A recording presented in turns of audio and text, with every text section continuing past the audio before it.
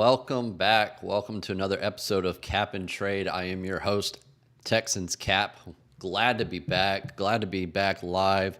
It's been a little bit. I know we haven't had as much time for these videos, but we are here, and it has been a crazy week. Just a lot to get to tonight, but one thing I do want to throw down is make sure you're subscribed to the newsletter, capandtrade.football, if you haven't already. It's a newsletter that I put out about once a week. It's free. It covers NFL, Texans, free agency, salary cap, roster building, kind of a plethora of things. So it's, something that I work really hard with and appreciate it if you subscribe to that. So with that, what we're going to look at tonight is just some thoughts on free agency. Wanted to talk about the Malik Collins situation, Joe Mixon and how that whole situation played out with the trade and then the extension. Talk about the draft pick trade that we had today, and just any questions or comments that y'all have. It's great to be back.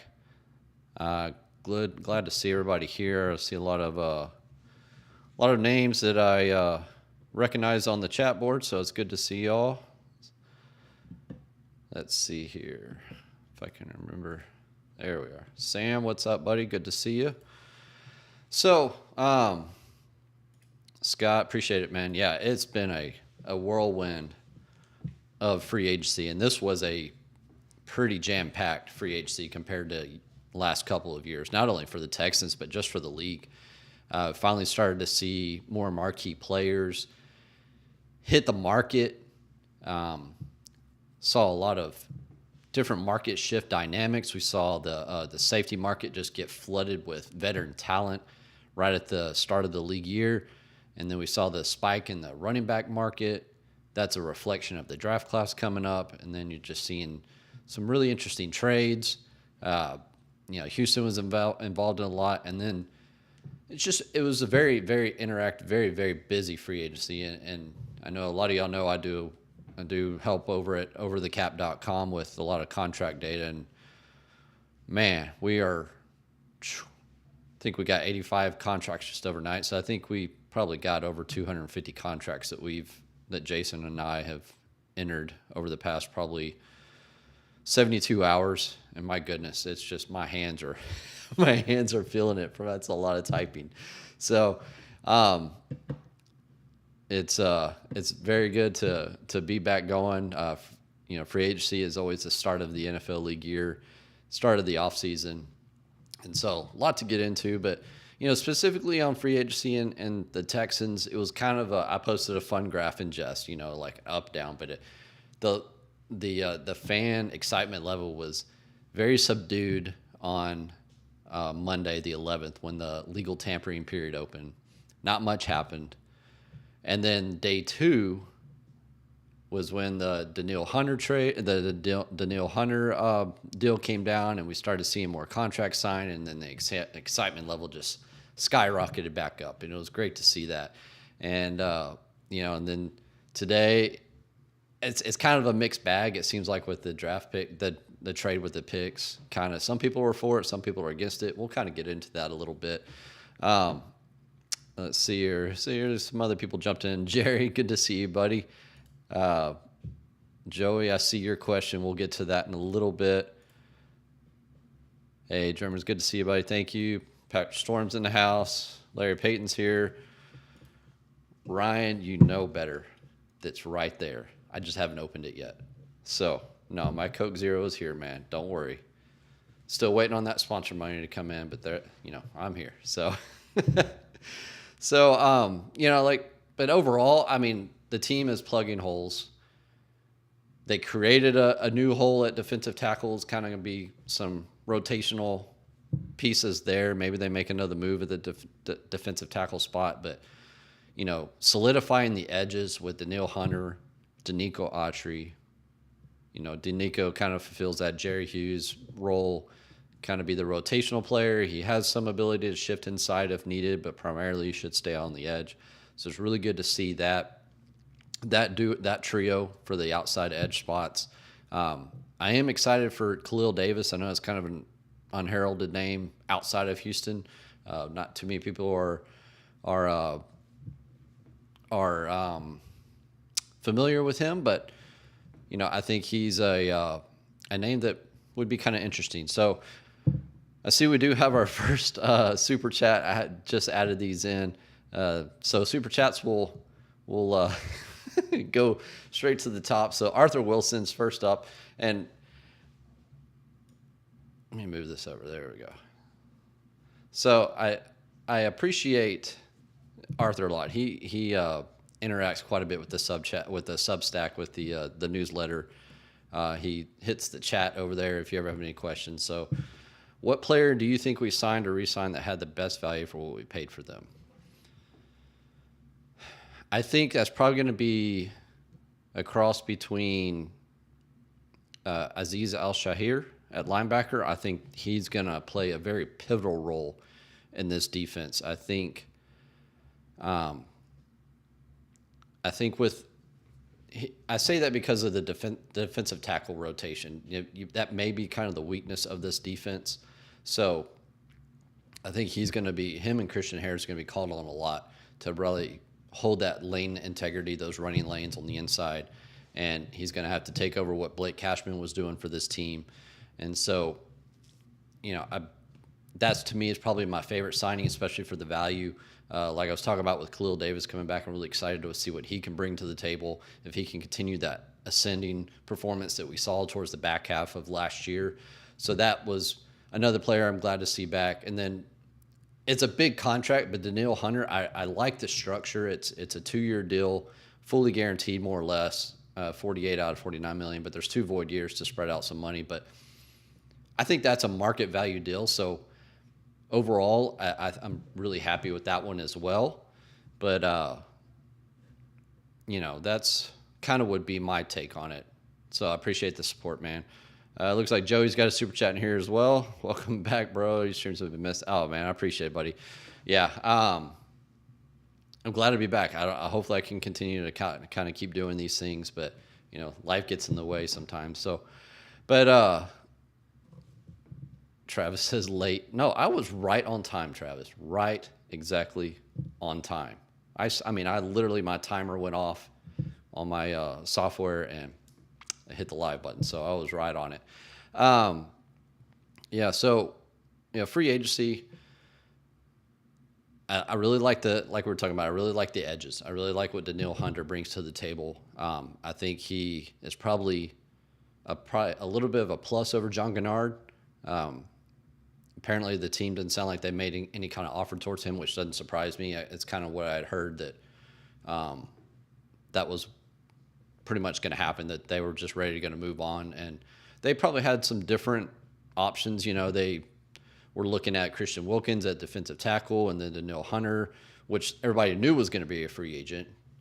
His contract was void, and so that wasn't a surprise. So he probably had his eye on him. But, so they had a couple different paths to go on the defensive line front. But that edge is just going to create, man, between the 3 of those players, that's going to be a fantastic, fantastic rotation. I'm really excited about that. Like we were talking about at linebacker, Aziz Al-Shahir, I'm really excited about him. I think him paired up with Christian Harris is going to be a very formidable duo at linebacker. Very excited to see what they bring. He obviously has a lot of history with D'Amico Ryans. From his time in San Francisco. They tried to sign him last year for 2023, but he, obviously took the deal up in Tennessee, and he played 1 year up there. So it's good that they were able to get him in, and hopefully he can just kind of build on what he's been doing the last 3 or 4 years and become, maybe that Fred Warner-esque type top player that just can command the defense and really, really build up this front 7. So it's going to be, despite the issues at defensive tackle, I think it's going to be a pretty formidable front 7. And then, they really, spent a lot of money on the defense. So, Jeff Okudah, that's one that it's like another take on Steven Nelson, right? Steven Nelson obviously didn't have the health issues that Jeff Okudah's had, but he's a number 3 overall draft pick from, moons ago, 4 or 5 years ago. and just has not been able to stay healthy whatsoever when it comes to his career. And, it's, if they can get, like you've been hearing on the radio, the pixie dust from D'Amico, if they can get some of that life back from Jeff Okudah, and, he's playing on a 1-year deal, so he's got a lot to play for, but there's really just not a whole lot of depth behind Jeff Okudah and Derek Stingley. And that's going to be something that hopefully is addressed during the draft. Maybe they find another cornerback in free agency, but that group is pretty thin. Maybe they can swing a trade for a veteran with one of the 2 7ths or the 6th round pick that they have at their disposal. So just a lot to I'm sorry, I get distracted easily. So it makes my beard look immaculate. Thank you, Pat. So I'm sorry, we're going to change real quick. I'll get back to free agency. So I did swap cameras. I'm a tech geek. But I had a Panasonic G7 mirrorless camera that was my webcam for years, or on here in the last couple of years. And then I swapped to my iPhone. I have my iPhone as my webcam because I have a Mac computer at home, so it's a very easy integration. And man, it's easy. Just put it up on the mount. I don't even need to plug it in. It works wirelessly, so it's good. So that's where that's coming from. So that, overall on the defense side, I think just Jeff Okudah is going to be a player they're going to have to keep an eye on. So hopefully he can stay healthy, but they need to have another contingency plan behind him. And then moving back to the defensive tackle. So we were talking about with Malik Collins. So the initial reports were that it was going to be a player for player trade, right? With Eric Armstead and Malik Collins. Why that fell through, there's a lot of speculation out there. We don't know if Houston and Armstead couldn't come together on a contract as part of the trade, or if something happened, maybe they had other parameters in addition to the player for player trade, and that fell through. Who knows? I mean, we can speculate to the end of the earth on that. I've heard that there's real no reason why, and I'm sure maybe something will come out later down the road, but today it's not quite available. So Houston ends up sending Collins to San Francisco for a 7th rounder, and that seemed a little low. I'm not saying that he should go for like our 4th or 3rd round pick, but I thought you would just get a little bit more than a 7th. Now, he did have $6 million guaranteed on his salary this year, which is probably going to drive down the value even more. So maybe that's a clear reason why. Potentially you would think that they shopped him around, across the league, and just maybe nobody was interested, at that price point. And San Francisco was. And so they end up just trading him. And it's a weird series of events, right? You lose Sheldon Rankins over what sounded like about a $2 million difference. He goes to Cincinnati after Houston worked really hard to try to bring him back. Then you deal Malik Collins for, basically change, 7th rounder. You don't get the deal done with Eric Armstead, and I'm fine with him. I'm fine with Houston not signing that contract, the 3-year, $51 million deal. I'm fine with that. But it's just the whole way it played out. It almost felt like, I don't know if Rankins was the play in addition to Armstead to really bolster that front end, or if it was plan A was Malik Collins for Armstead, plan B was Rankins, and then he missed out on that. Plan C was to get Armstead as a free agent, missed out on that, and it just went down the bucket real quick. And now all of a sudden, you're short at the defensive tackle spot. So the team's going to have to do some work there. There's really not much out there in the open market anymore. We saw that they signed Tim Settle out of Buffalo, but he's 2 years removed from having any good career work, so hopefully they can rejuvenate him. But it's going to be just a serious rotation in there between Settle, Khalil Davis, Foley, Fatuski, and Kurt Hinish. So really not much of a name of names inside there, but hopefully the team can kind of work it out. And it was just a weird series of events. I mean, let's just be honest with it. And it didn't play out the way probably Houston wanted it to play out, but they've got plenty of ways to address it. Hopefully with the draft, and we'll talk about those draft picks here in a little bit later. So yeah, and if you got any questions, comments, throw them up on the board. I've got. I asked if you can just put a Q in front of your question, and as we get towards the end, I can search by Q, and and then I can kind of go through those questions. Looks like the super chats are working, so those go to the front of the line. If you do have super chat, post it up, and then we'll get to that right away, no matter what we're talking about. So the next piece is Joe Mixon. All right, first off, let me preface this. Everybody knows I don't like paying running backs. I don't.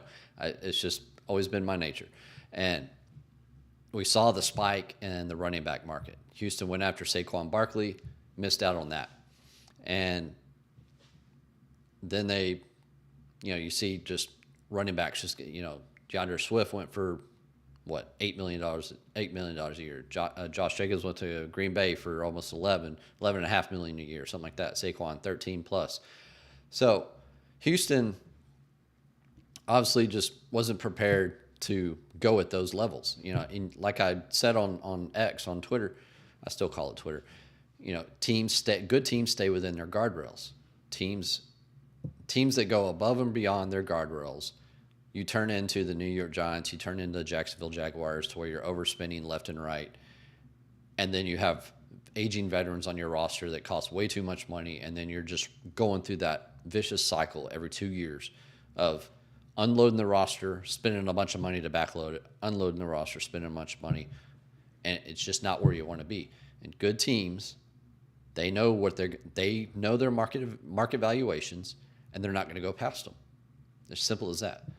And so, missed out on all these different running backs. Then the news came down that Joe Mixon was going to be released by Cincinnati. And so, obviously, the fans, were interested in going after Joe Mixon when he gets released. Cincinnati, like a lot of teams do, they'll leak that stuff out after the transaction window closes for the day, which is 3 p.m. local for us. Leak it out at like 5:30. Hey, we're going to release this guy tomorrow, just to let the rest of the league know that if you want to trade something, we can work out a trade.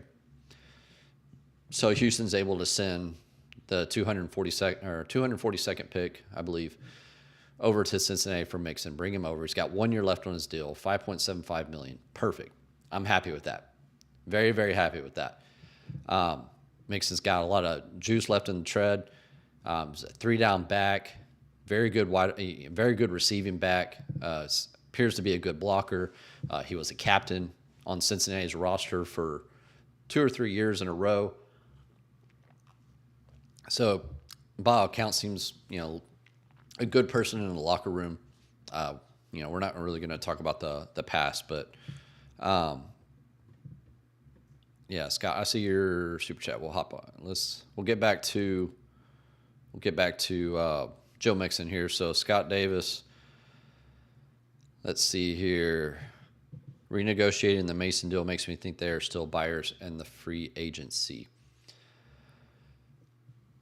I think we don't know where they stand on their cap space just yet, because I'm still waiting on deals from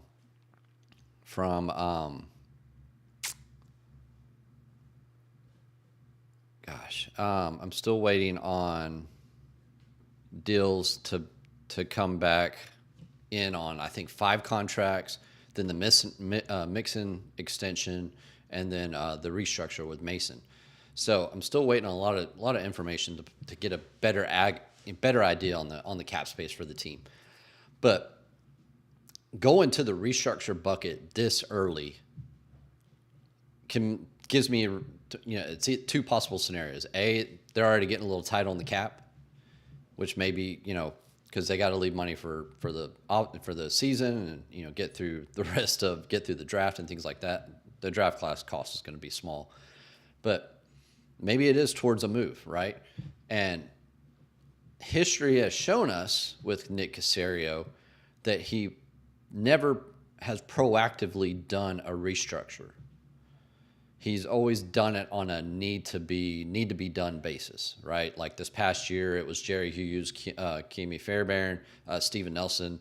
They were all like early regular season restructures just to make more space to get through the end of the year. And it's unusual to see him go to a restructure this early in the process. So I think I would lean more towards what you're saying, Scott, that this is just going to free up money in 2024 to allow them to bring in another player, whether it's a trade, maybe they have an eye on a safety, another player out there that they want to bring in. So that would kind of be my take on the situation. All right, so back to Joe Mixon. So I appreciate the super chats, guys. Very, very appreciative. I've got 3 of them already, so man, you are awesome. So back to Joe Mixon, like we were talking about. I love the process because you traded for the contract, right? And we were just talking about how the running back market was spiked, right? You saw all these contracts going way above what we expected market value. Like DeAndre Swift at $8 million when we were pegging it at 6.5. Saquon, everybody was saying 10, ends up at 13. Josh Jacobs, everybody was thinking 9 to 10, ends up 11.5. Houston does the smart thing. Instead of waiting and letting Joe Mixon get released and have to pay big money for a new contract that would commiserate in line with the market of what we're just seeing, he trades for it. Perfect. I love it. I love it. Then they do an extension on it, and now I don't love it. I don't understand it. I don't understand doing the extension now. Now, I get Shaq Mason last year. They traded for him, did the extension before seeing him play down. I get that. This is just a different situation to me, and I don't understand why you see the need to do the extension when he was due $5.75 million in cash this year. Now he's going to make upwards, I think, $9.5, almost $10 million this year in cash. So he gets a big pay raise. The cap number should stay about the same between the two deals. Maybe just a minor drop, but nothing huge. So I didn't really understand the need to do that. Either get into the season if he's playing great, then you do it at a mid-season extension or something like that, or reapproach the idea next offseason.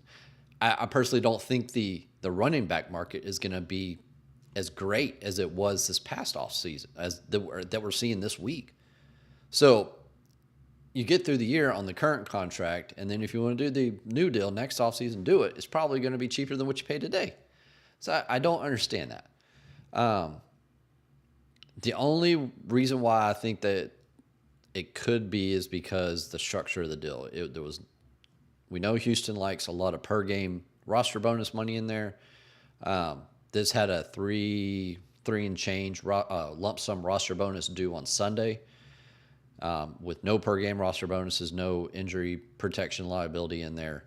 So maybe they just didn't like the structure. They wanted to get it more back in line with what Houston does. So they did a 3-year extension. I disagree with that part, and normally I'm fine with extensions, but that one, it just did not make sense to me. And I feel like you wait, do it midseason, do it at the end of the season, things like that. So I don't agree with it, and that's fine. It's not my job. So I get to be here and say what I want to say. So, hopefully it plays out. I'm excited for Joe Mixon. They definitely probably need to get another running back, whether it's in the draft, which sounds like it's not a very good draft class. Maybe find another veteran out there, but, running out with Joe Mixon and Dameon Pierce gives me a little concern, so we'll have to see what happens. If you got any questions, comments, throw them up on the board. I see some stuff coming through. I need to go back through. But if you got any questions, put a Q in front of your comment. That way I can search the questions, and then because I can quickly search by that instead of having to scroll up and down through the comment box to try to find questions. It's just a lot easier for me to just hit Q, hit search, and so we'll do a couple questions here just to kind of catch some of the early ones. So Tim was asking, what's the cap at right now? I don't know. Let me see. So missing 1, 2, 3, 4, 5 contracts together, plus, so they're at 23.7. I mean, sorry, 18.78 million before those 5 contracts get added to my workbook, and then you got the restructure with Mason. We're gonna assume Mixon's deal stays the same, more or less. So probably anywhere from, and none of those deals that we're waiting on are big contracts. So I think Folo's about the biggest one left that I'm waiting. He hasn't even officially signed his yet. If I had to guess, it's 18.7 right now. I think 5 and change on Mason's restructure, if it's just a basic restructure, so that's 23. We'll just call it 17 to 19 million on cap space right now, if I had to guess. And the draft class before today's trade was only like 3.37, something like that. It's a small, and now that they're out of the first round for now, it's going to be an even smaller number. It's going to be under 2 million for the draft class. Question: Sam says, what is Nick cooking up? Man, one thing that I've learned with Mr. Nick Caserio is that, excuse me, he is a wild card. I mean, a pure wild card. You just never know what that man's up to. He just does his own thing. I've been trying to figure out, like, what does he want out of a roster, and every year it's something different. And he's always aggressive, and I applaud him for that. I have no problem with that. So what he's cooking up, man, I don't know. We'll just have to wait and see at this point, because I mean, it could be another player trading for somebody. Who knows? We'll have to scour the Twitter webs to see what the players. Speaking of which, don't let the players troll you. Okay, Titus Howard, love you, but stop messing with people on Twitter. The Million Super Chat. Kiss Mary. And there's only 2 selections.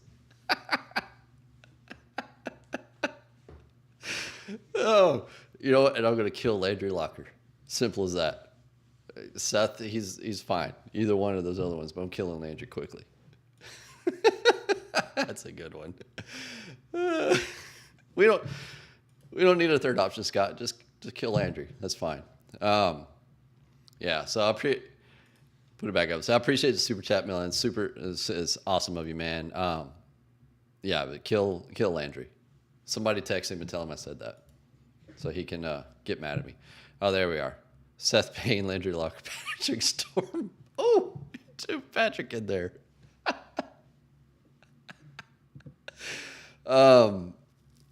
The Kiss Mary, that's kind of a weird.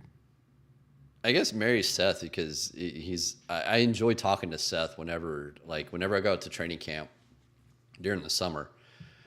I really enjoy the conversations that I have with Seth. He's very intelligent, very smart dude. And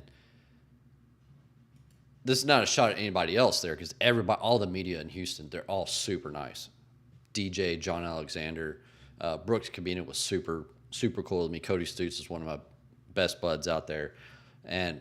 But Seth, I just always have very, very good conversations, and he doesn't talk down to people. He doesn't act like he's smarter than you or anything like that. So I've always enjoyed just having good conversations with him, and good football conversations. And I've never didn't play the game like Seth did, so he sees things a lot better than I do. But I mean, we have very cordial, good conversations and then I'll walk away have learned something more often than not after chatting with Seth like that. So, yeah, So let's see what kind of the questions we got real quick before we jump onto the next. Before we jump onto the next talking point on the draft trade. So Joey, can we afford a Diggs trade? Can we afford a Diggs trade? Well, let's go look at his contract. Let me swap over here.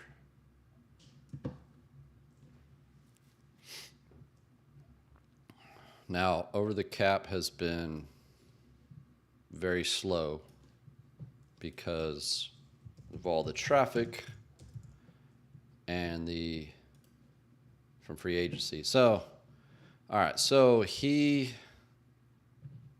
is due 18 and a half. What's he due in cash? 19, 18, 19, 5, 18. Okay. So roughly $19 million a year.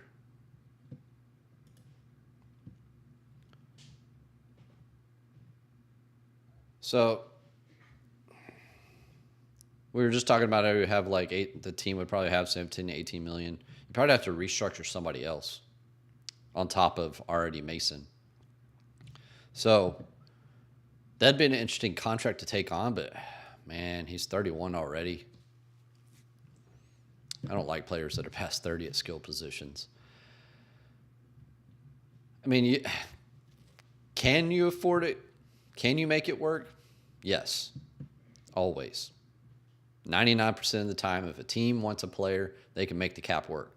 In this case, you probably have to restructure somebody, then get the deal in here, and then restructure Diggs.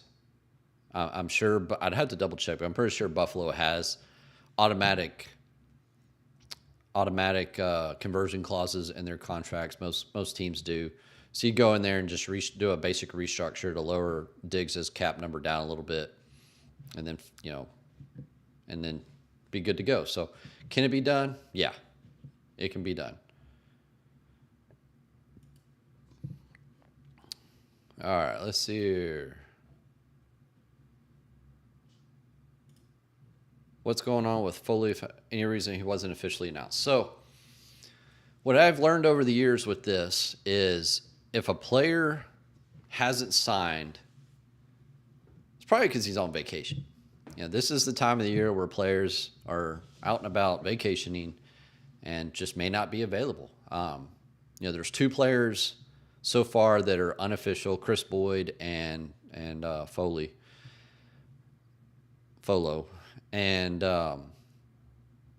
it just could be as simple as that. I haven't heard anything that would indicate that there's a problem, that the team would not end up signing him. So I don't think it's anything like that. I think it's just the fact that maybe he's just on vacation. Maybe he's out of the country. Maybe he's somewhere not where he can get a contract sent to him where he can sign it. I would lean more towards it's probably something as simple as that. And I wouldn't worry too much about it. I texted Omar today, director of the PR, and asked him, hey, is Chris Boyd and Foley still not official? And he just replied back, yeah, not official yet. So the fact that he's just saying not official yet leads me to believe that it'll happen. Just may take a few days. Maybe they're just working out. Maybe there was some language in the contract that the agent didn't like, and they just kind of have to fine tune it a little bit. But that's why. Frazier, just to tag on to that one, why isn't it on over the cap? Because I haven't got the details yet. Just haven't got it in. The agent hasn't turned them into the PA, and we haven't seen them. Simple as that. So hopefully we will see them sooner rather than later. All right, so the next thing I wanted to talk about was the draft trade that we saw today. And, before we get into that, I really appreciate all the comments, questions. Looks like we got about 1,500 viewers on the stream, so that's got to be a new record for me. So I'm super excited for that. But make sure just wanted to drop one more reminder in here. Make sure you subscribe into the newsletter, capandtrade.football. It's a free newsletter. I'll get back to writing once we get past this free agency buzz. We've just been pumping out contracts left and right over thecap.com. All right, so let me change over here. So this is the trade chart. So Houston, as we saw today, traded out of the first round, traded out of pick 23 back to 42, and picked up another 6-rounder, sent their 7th-rounder, and then picked up a 2nd-rounder in 2025. Why did they do this? I have my thoughts, my theories. Talking around to some people, in the media and some smart people that look at this stuff quite a bit, kind of commiserate some of these theories. So I think they looked at the draft board, and saw that the player values that they were seeing in the late first round from 23 on to 32 were minimally compared to what the top third of the 2nd round. So pick 42 is what, the 10th pick of the 2nd round. I think that they recognize that and see, okay, there's not much difference in value at pick 23 versus 42 on what type of players that we are targeting based on our board, based on our evaluations. I understand fans can have a completely different mindset on that. You're missing out on premier talent. Well, the team probably doesn't have that same feeling on it. They're saying there's not as much value, the drop in value is very minimal. So if we move back, we can get additional firepower. And that additional firepower is a 2nd-round pick in 2025. Minnesota, lost Kirk Cousins, going with Sam Darnold this year. Kevin O'Connell's a very good coach up there. Brian Flores is a very good defensive coordinator. That's where John Gennard and Blake Cashman went. So should have a good defense up there. I'm not saying they're going to be a bottom 10 team or anything like that, but that pick, I have it up here as a mid-second. And I just did that because that was, just a safest projection. But you got to feel like that pick probably ends up in the 15 to 18 range. And that's good value. And 15th to 18th pick of that 2nd round. Now, if you've watched the show back when we used to do the weekly streams, the spaces and all that stuff, my favorite place on building an NFL roster with value is second round picks and wave 3 and wave 4 free agency. Okay. And then now this team, the Houston Texans, have 3 2nd-round picks between 2024 and 2025. You can create, now you've got to hit the draft pick. That's the hard part about this. You have to hit it. And the hit rate on the 2nd-round pick, not quite as high as pick 23. Now, the percentage hit rate is not a big drop between the two, whereas like a 10th down to like 40th. But the hit rate, you got to hit this draft pick to make this trade worth it. But in the event you do, 3 2nd-round picks over 2 years, you can create a lot of surplus value with that. A lot of surplus value. I don't know that it really has a whole lot to do with C.J. Stroud and Will Anderson, and potentially Tank Dell, and their contracts coming up, over the course of the next couple of years once they hit eligibility for extensions. But I wouldn't put too much stock in that. To me, I think this is just the team saying there's not a big drop-off in value from where we were at 23 down to 42. Let's get us another 2nd-round pick. We know there's a lot of potential surplus value with 2nd-round picks. So this is what we're going to do. We're going to have 3 of those over 2 years. If we hit on 2 of those, then, man, it's a big win. Big win. And you're getting those players at way, way below market value with a rookie contract, because the depreciation on a rookie contract scale drops immensely once you get past like pick 12 or 13. It just drops heavy. So 2nd-round pick, man, that's cheap. Let's see here. Oren says, super chat, appreciate it, but what else are you hearing for the next moves? I haven't heard a whole lot. I think things are about quieted down enough, but I don't think we'll see any big splash signings or anything like that. But I think the team still needs another safety. Even with, sounds like, I guess Jimmy Ward's going to stay on this roster now. I didn't know if he was going to make it or not, but the team definitely needs a safety 3. And there's still some safeties out there, especially with that glut of veteran that hit the market back on Monday when there was just seemed like every safety out there got released. And you got Justin Simmons, Quandre Diggs. Doesn't sound like Diggs is an option from what I'm kind of hearing around, but and then they may need to look at another cornerback, and they're obviously a defensive tackle. So haven't heard anything specific, but like we were talking about earlier, the Shaq Mason restructure might lend some credence to something coming. We'll just have to see how it plays out. But I appreciate it, man. Appreciate the super chat. Appreciate the support. So back to the trade, like we were talking about. I think this is just the team looking at variance with that 2025 second-round pick, hoping that the variance will slip their way and this pick ends up, pick 45, anywhere from 35 to 45. And then the valuation drop from 23 to 42 is just minimal in their eyes. Not saying that's right or wrong. That's just how they're viewing it. So that's kind of how I would view this trade in my eyes.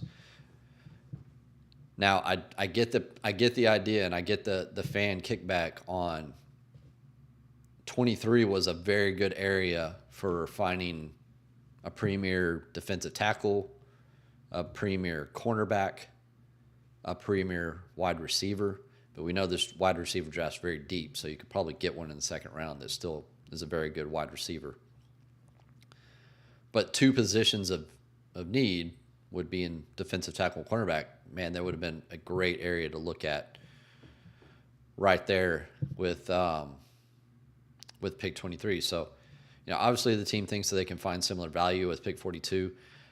But as we know with Nick Caserio, that's why Houston doesn't have many of their own draft picks left. He makes a lot of moves, and he very easily could jump up from 42, take this ammunition that he has, jump up from 42 back into the back end of first round, and and find his player there. So I wouldn't put that out of the realm of possibilities. That this is just him shifting around and then getting the extra second pick, then can use some of those day 3 picks to move out of 42 or their other second round pick back up into the first round, something like that. So there's just a lot of ways to look at this, and so I'd be shocked if they stayed there. So, oh, my good friend Beige, good to see you. I appreciate it. Cheers to you, man. Hope you're doing well. Good to hear from you. And then on top of that, just one thing I want to mention. This graphic is from Joseph Hefner on Twitter.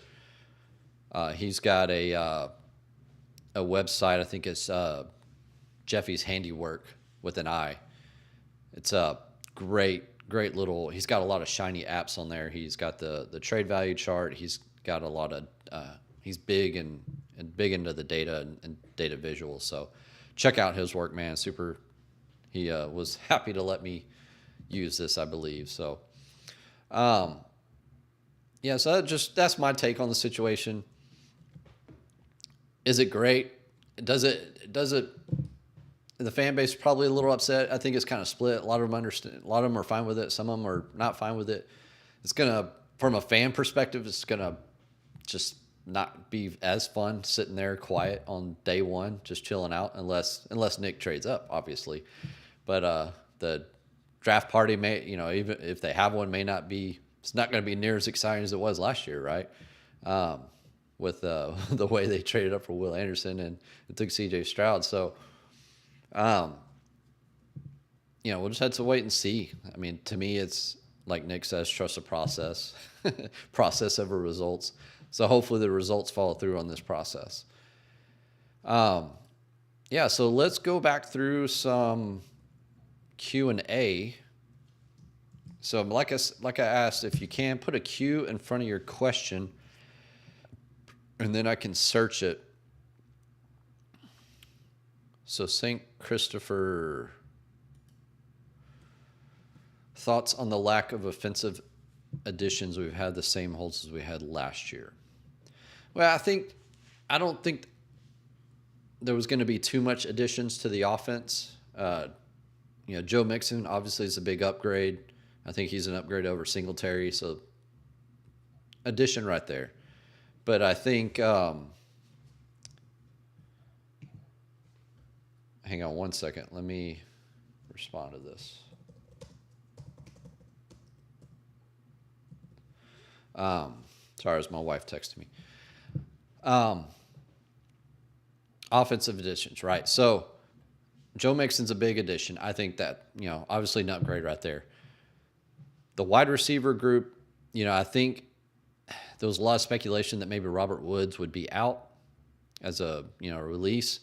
But I think that probably only happens if they had replacement. And there just really wasn't a whole lot of players at that market number that would replicate same value as replacing Robert Woods. There was a couple free agents that they could have looked at, but they felt fine where they're at.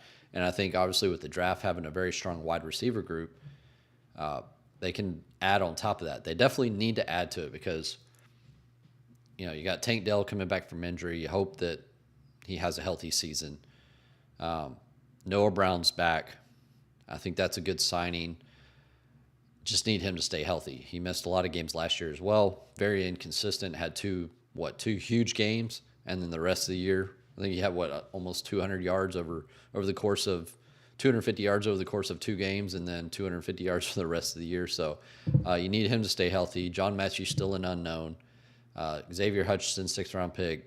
It's hard to expect much more out of him. So there's just really not a whole lot of depth at the wide receiver position. And then they obviously brought back Dalton Schultz, and I think that was by far the best re-addition back to the offense. So it was good to see Schultz back. So I think that's a good addition. And so I mean, it's really more or less kind of just stay the course. But I think Mixon's a big upgrade. They had so much asset allocation of the offensive line last year that there was really no need to allocate more towards it. I think Titus Howard's definitely back at right tackle. I think that whole experiment's over with. Hopefully, obviously Tunsil back, Mason's back. The offensive line's should be a good crew. Drew Scruggs, Patterson, the 2 Greens, Kendrick and Kenyon. Those 4 players battle it out for left guard and center. I have to wait and see how it plays out.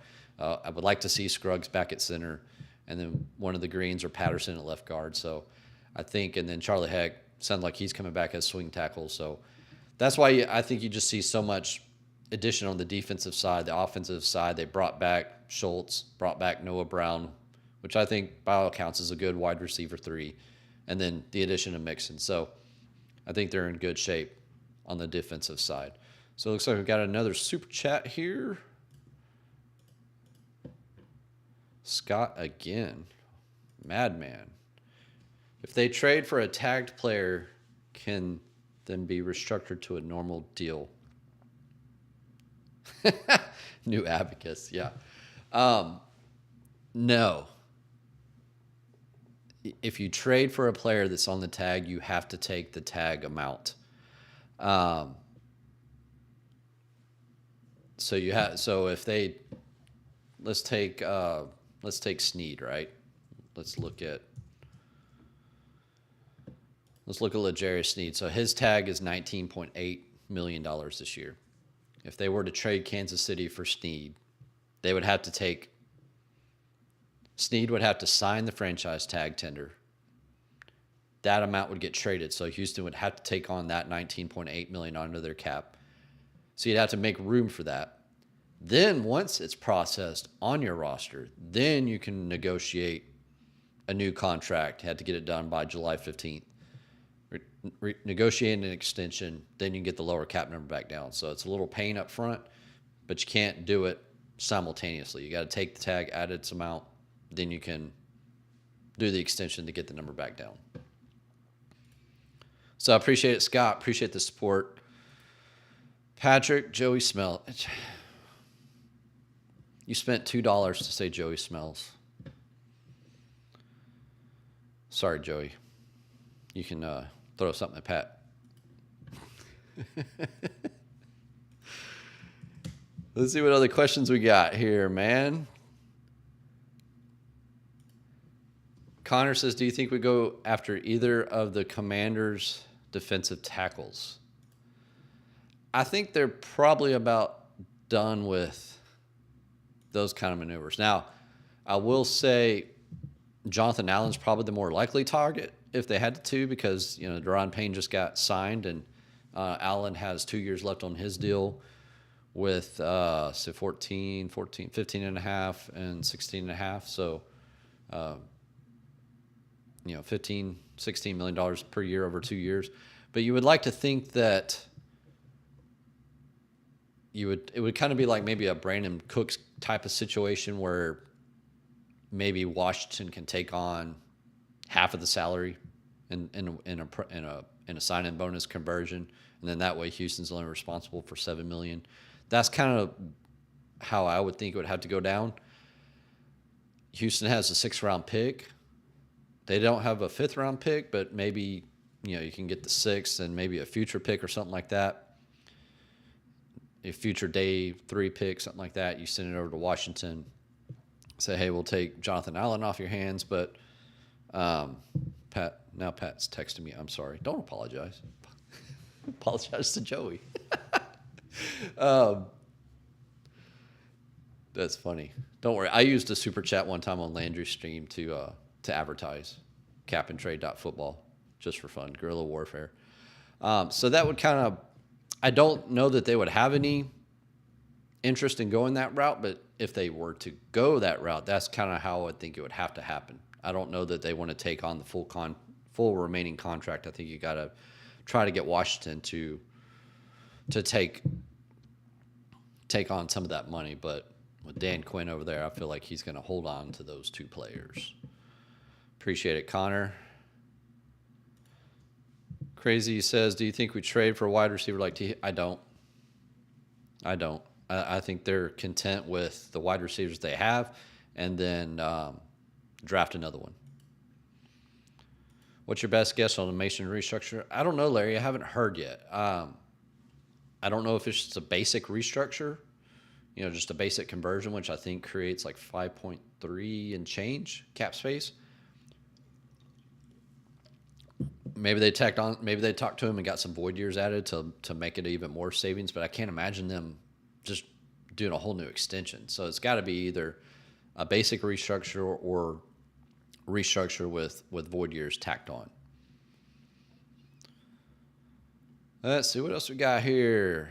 We're over at 3,100 viewers here, so we're going to keep resetting that record. So I appreciate all the support, man. Means a lot to me. Let's see here. Is there a chance we go after safety? I wish they'd go after a safety in free agency. I mean, I like Jimmy Ward. I feel like you're going against the grain with just relying on him and Petrie, especially with the injuries that we saw Ward go through last year. And then I think he's 32, something like that. So to me, you've got to get another safety. And there's plenty of free agents out there still. It sucks that they are missing a few. But Jimmy Ward's 33. The team's got to get a wide receiver 3. And I don't want to get stuck in this game like we saw last year where you're having to sign Kareem Jackson and Adrian Amos in the back half of the season and Carson Houston just to fill out your safeties. You've got to expect Jalen Petrie to step up. Get over the sophomore slump that he saw last year. We know D'Amico asked a lot of the safeties, with the split cover 2 scheme that he sometimes runs on top of his cover 3 scheme like he normally runs. Ask a lot of his safeties. But they've got to get another one. And I'm not talking just a vet minimum kind of guy. They need to get a decent, a decent safety. Let's see who's out there still left. Let me swap over to the screen share here. Let's see here.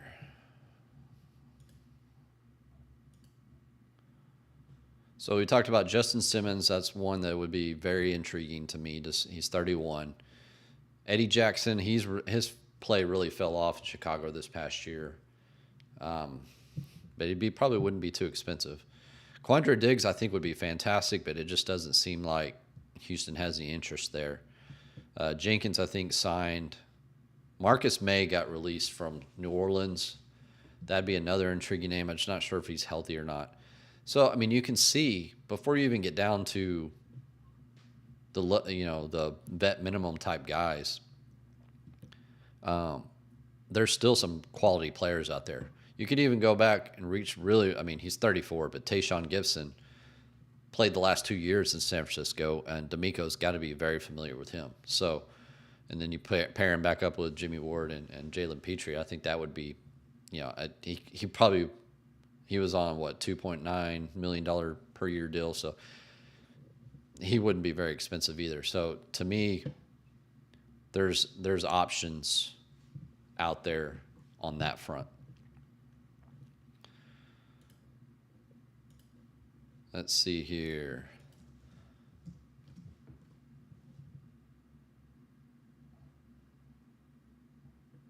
Let me get this off here. All right, so we'll go through some more questions here. Keep throwing them up. We'll see here. It's we're going close to an hour, but, man, hey, let's get it going. I got plenty of Coke Zero with me.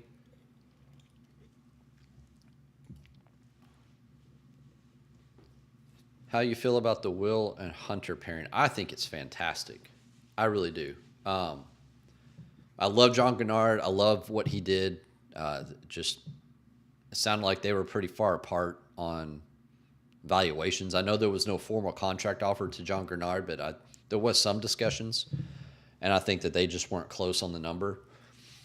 So, you sub him out, bring in Danielle Hunter. He's 29, but he just still has a lot of juice left, and he can really mentor Will Anderson. And I think that's just going to be between Nico Autry, Hunter, and Anderson. I think that's just going to be a fantastic trio. I'm super excited to see that. It's going to be it's going to be one of the top tier edge groups in the league.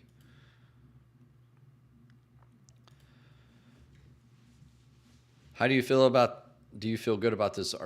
I haven't looked at the draft stuff quite as hard just yet, just because it's been crazy free agency this week. But it doesn't sound like it's a good one.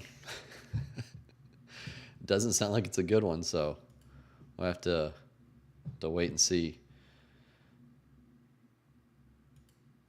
Are you Nick Caserio? I keep seeing this on Twitter. Obviously, I'm not. And I certainly don't have AI or deep fakes going or anything like that. So, no, I am not Nick Caserio. That's a fun game to play. So, fun story. When my first Texans training camp, I think was 2018. This is when Rick Smith and Chris Olsen were still with the team. And the media folks that I didn't know at the time, before I met a lot of them, there was only a few people that I knew, they were all wondering who the heck I was. And so Omar, who's director of the PR now, at the time, he was the assistant to Amy Palcic. And introduced myself to Omar and was chatting with him, and he said, "Hey, folks here thought maybe you were Chris Olsen because I had the beard and everything." And Omar obviously knows that, but he was like, people wondered if you were Chris Olsen and that you were sneaking around in the media area. So that's lesson one. And then 2 years later, obviously I have a lack of hair, but I didn't have it shaved as closely as Jack Easterby, but there was a few people that were thinking I was Jack Easterby. So I've been different people over the years with within the team. So how likely is the team? Seems very unlikely, Lewis. Very unlikely. I mean, he's going to go, what, top 4, top 5, even if 3 quarterbacks go off the board. So Gridiron says, do you think they'll trade for DT and sign a safety? I would like to think so, and I think they probably will. Probably just going to wait it out. Might even wait till after the draft. Trade for DT, right now it doesn't sound like it, but like I was saying earlier, Nick's a wild card. When the Texans have the right, to restructure contract under discretion, is that something Nick has employed recently? No, that's been around forever. Rick Smith and Chris Olsen did that. That's just been a usual thing in Houston Texans contracts, and it's pretty common across the league. There'll be a paragraph in the contract that's, part, I think it's like 28, something like that in their contracts. It'll say automatic conversion. And it'll say the team will have the right to convert any amount of base salary, paragraph 5 salary, to a signing bonus at the team's will. And basically the player would just sign an addendum, a one piece of paper that says, hey, we're doing this, letting you know, sign it. All it is an accounting function. The player doesn't receive money up front, doesn't receive money early, doesn't really have a choice. So you see so-and-so player restructured their contract. Unless it's a whole new contract with void years, different pay parameters, things like that, then yeah, you can give credit to the player. But if it's just an automatic basic conversion, there's no change in money. It's just an accounting, salary cap accounting difference. And so the player still earns his money bi-weekly, 36 weeks throughout the season, just as he would before. So that's how that kind of works. So, but yeah, Texans have had it around for a long time. They put it in pretty much every contract. There's only a few teams left that don't even use them. New England wasn't using them for years. I'm not sure if Elliott Wolf and that new crew up there is going to use them, but for years, Bill Belichick and them did not use them. Fun little story on automatic conversion. Washington did something pretty clever a couple years ago. They did it on like 3 contracts that we had found.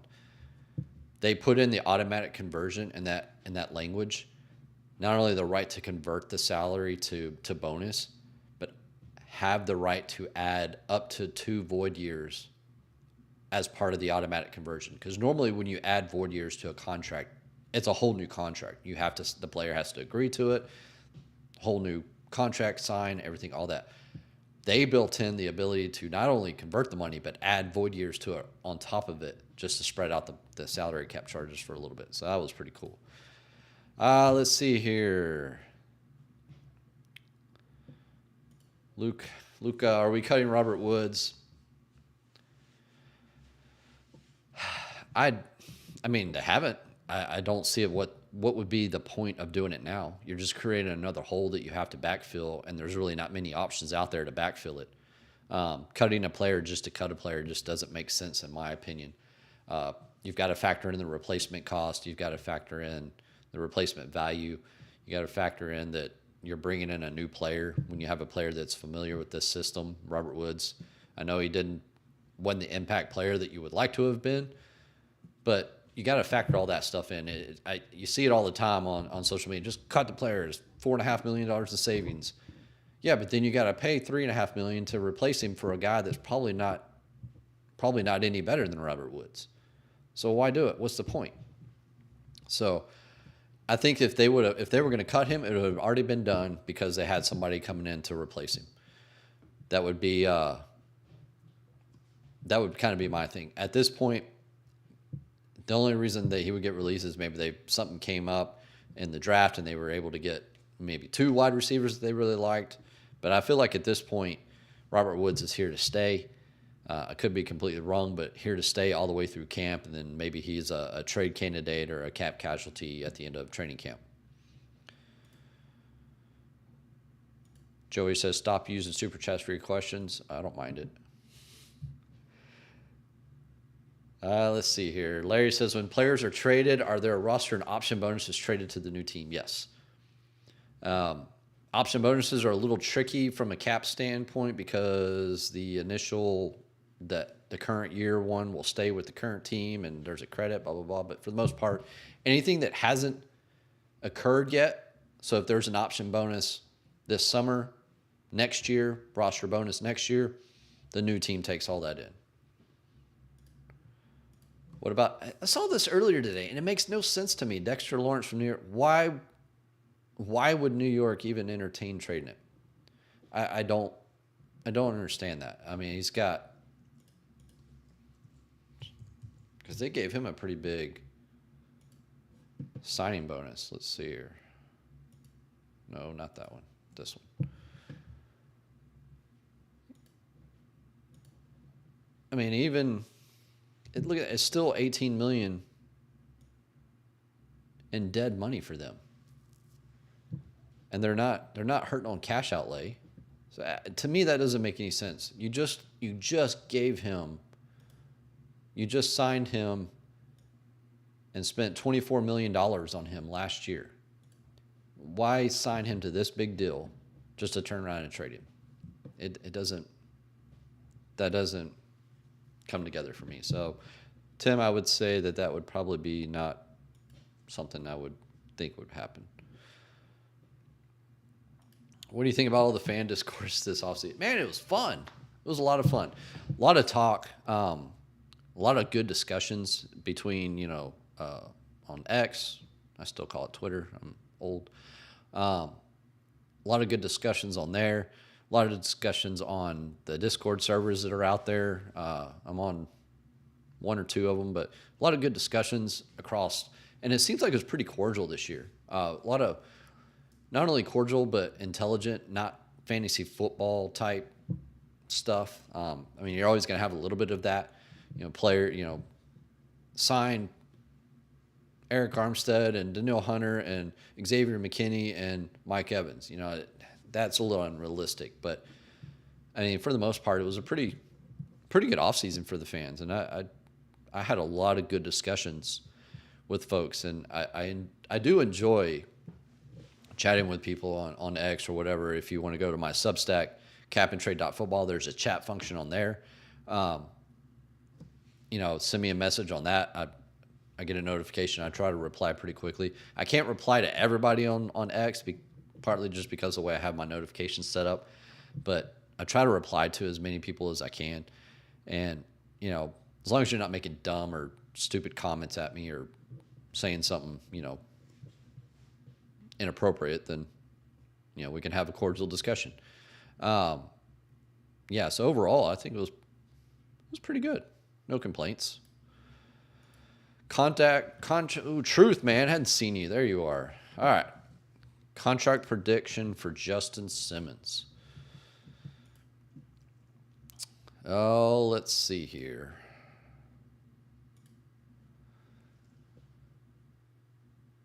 I think this is just going to have to be a 1-year prove-it deal. I mean, he was a cap casualty. I don't know that he was really a performance casualty in Denver. But I really think 1, maybe 2-year deal at most. But I think it's going to be some pretty incentive-laden kind of deal. So I think you probably look at the probably $8 to $10 million per year. Well, Geno Stone got $7, but he's an undrafted guy. Malik Hooker, 7. Darnell Savage was at 7.25 with Jacksonville. So maybe in that area, $7 to $8 million, then put on some pretty heavy incentives tied to honors, Pro Bowl, All Pro.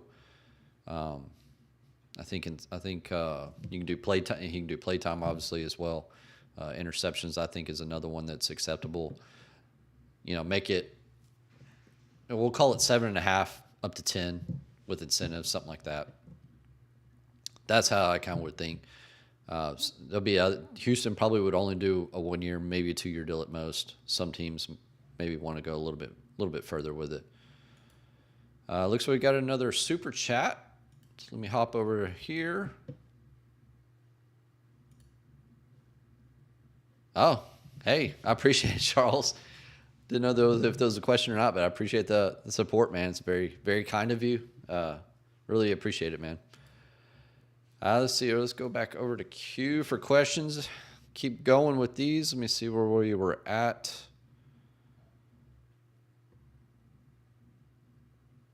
All right.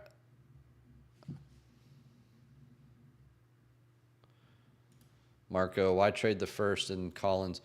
Yeah, we talked about the Collins. We talked about the trade. I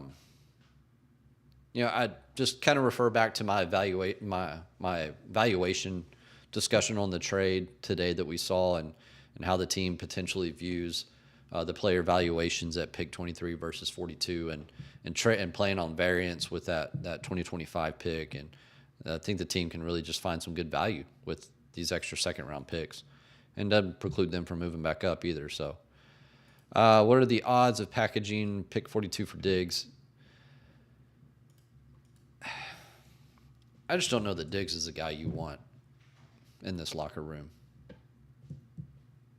It's rude of me to say, but personally, I'm not interested at all.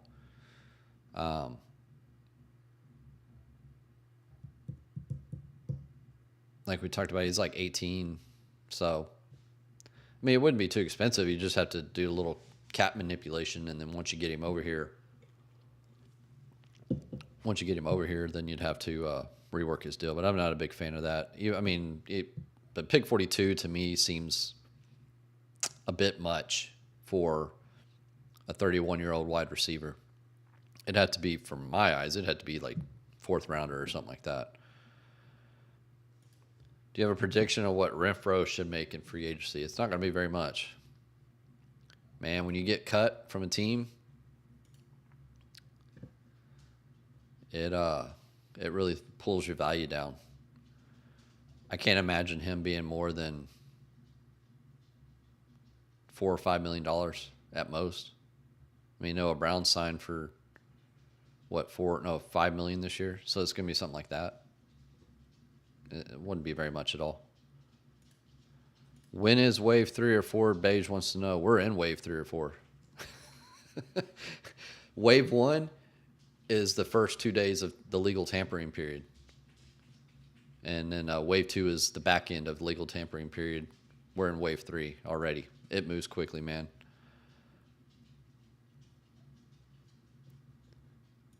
Oh, I know, Joey. Don't worry about it, bud. Who do you think Simpson go? Yeah, we talked about Simmons. Foley and Settle are a downgrade from. Well, yeah, downgrade from Collins and Rankins. Yeah, they are a downgrade. We talked about that earlier. That's a tough change of events at the defensive tackle spot. So you're not going to hit everything. Sometimes your perfect plan can go to crap real quick, and it looks like it went to crap real quick. Contract. See, this is a good one. Contract prediction for Derek Barnett. I don't know what's going on with him. I don't know why. I don't know if the team has any interest in him. I would say probably in the. So AJ Epinesa went for 6. Tyquan Lewis up in Indy went for 6. That's kind of where I'm thinking. Probably 6, 5.5, 5 to 7 million, somewhere in there. That would be my thought on Derek Barnett. Scott Davis, how did you get started in this? I assume you're talking about salary cap stuff. Oh, well, we can do a little quick story since we're over 4,100 viewers. Appreciate the support, folks. Yeah, I think it was started like the rest of y'all folks on the message boards, the wonderful Houston, Texas message boards that were moderated to death. Those moderators had a tough job. And there's people were talking about, I think it was trying to trade Matt Schaub in like 2010, 2011. Or it was right after he signed the contract before the Miami game. And I think when he got hurt and then people were wanting to trade him. And there was a lot of folks talking about salary cap. And nobody really had a real accurate answer. And so I figured, hey, what's going on with this? I like numbers. I'm good with numbers. Got a hold of the CBA, read it, slightly understood it, then started asking questions. And luckily I met a lot of good people online. There's probably about a dozen of people that track salary caps for different teams. Miguel at Pat's Cap, Jason Fitzgerald, who owns overthecap.com, big Jets fan. He started doing the Jets. Brian McFarland for the Ravens. Ian Whetstone for the Pittsburgh Steelers. There's Jason for the San Francisco 49ers. Sean Gorman for the Vikings. I mean, there's just a lot of folks to do this. And Ian, Brian, and Miguel and Jason, we've had a group DM on Twitter for 9 years now, and they're just indispensable. And just ask a lot of questions, and then I'm fortunate enough to be able to forge a lot of good relationships within the media with different folks who have access to information, and just kind of build on it. And that's kind of how it started. And I've been doing this now. What's 2024? So 13 years. Been doing this. Whew, time flies. What are the expectations on Jeff Okudah? Man, I got to temper my expectations on him.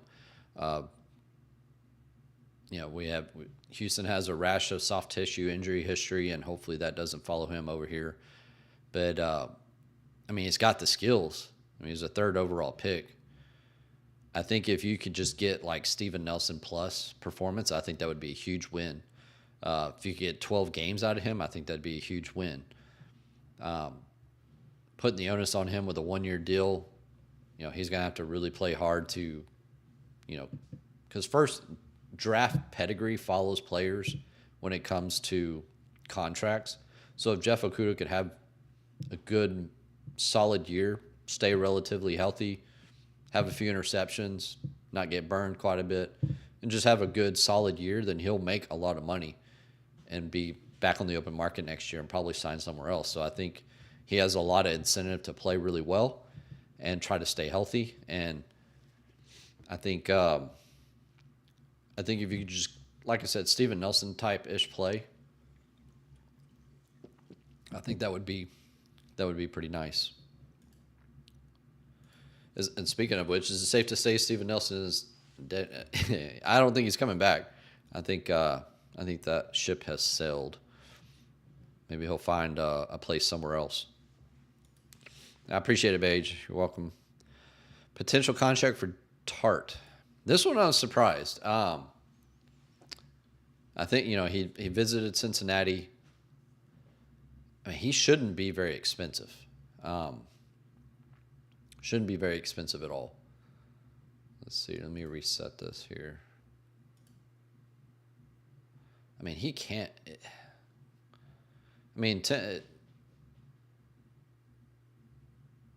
Like $4 or $5 million at most. He was playing on the PPE this past year, the RFA. Yeah, $3 or $4 million. It wouldn't be very expensive at all. If they didn't bring him back already, it kind of leads me to believe that they're just not interested. So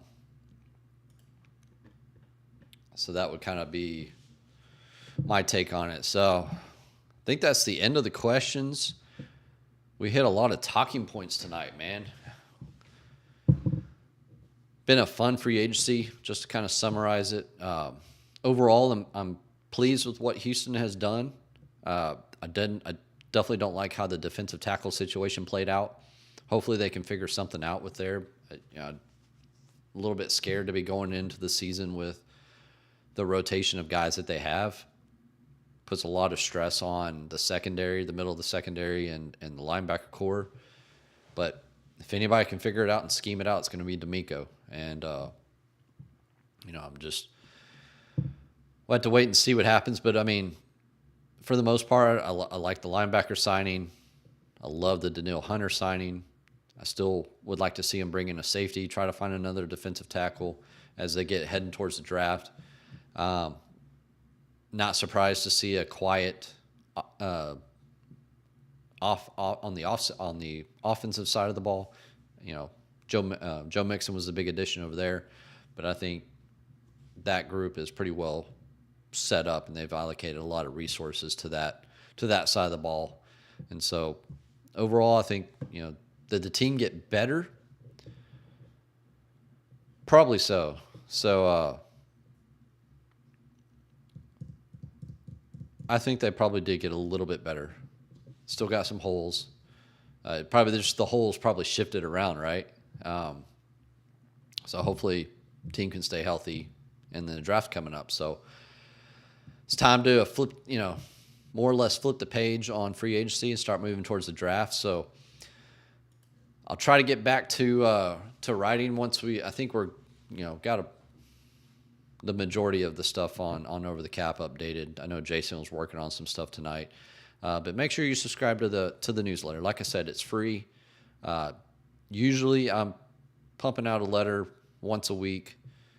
This time of the year, it covers the league. Probably do some stuff on some of my favorite contracts that we saw during this free agency, and probably some of the worst ones, like the Gabe Davis one in Jacksonville and Calvin Ridley. I think those are both just really, really bad contracts, bad evaluations. But I want to probably take a look at some of what I think were really good value, what are some interesting structures, things like that, as we head towards the draft. So make sure you subscribe. It's really fun. I really appreciate it. And then with that, we got one more question before we close it down, because I know Landry's starting up here in a minute. Yeah, we'll try to get out of here so y'all can hop over to tell Landry I said kill him. That's fine. Possibilities on Justin Simmons. I haven't heard anything, Kivo. I haven't heard anything to indicate that they have any interest in that, but the fact that I haven't heard anything makes me feel like it's probably not on the radar for them, but you never know. Nick's a wild card, man. Nick is a wild card. So I appreciate it. We had 4,300 viewers going right now. We'll try to do this again. I don't know exactly when, but we'll do this again as soon as we can, just when life lets me. It's tough to do them sometimes, but I do appreciate all the support. I appreciate all the comments. Make sure you follow me on X at TexansCap if you're not already there. And this was fun. A lot of fun. So I think we'll go ahead and call it a night. I think that will be about it. So subscribe to the newsletter, capandtrade.football, at TexansCap on Twitter, X, Cap and Trade on Instagram and Threads, whatever the heck it's called. I post occasionally over there, but Twitter and the chat on capandtrade.football, the best two places to reach me. Or you can email me, troy@overthecap.com. Love chatting with people. If you've got any questions, comments, send me a message on one of those 3 different ways. If there's something that you wanted covered tonight and I didn't cover it, and you just want to ask a question, send it over. So I appreciate it. Everybody have a good night. Peace. With that, we will shut it down. Have a good evening.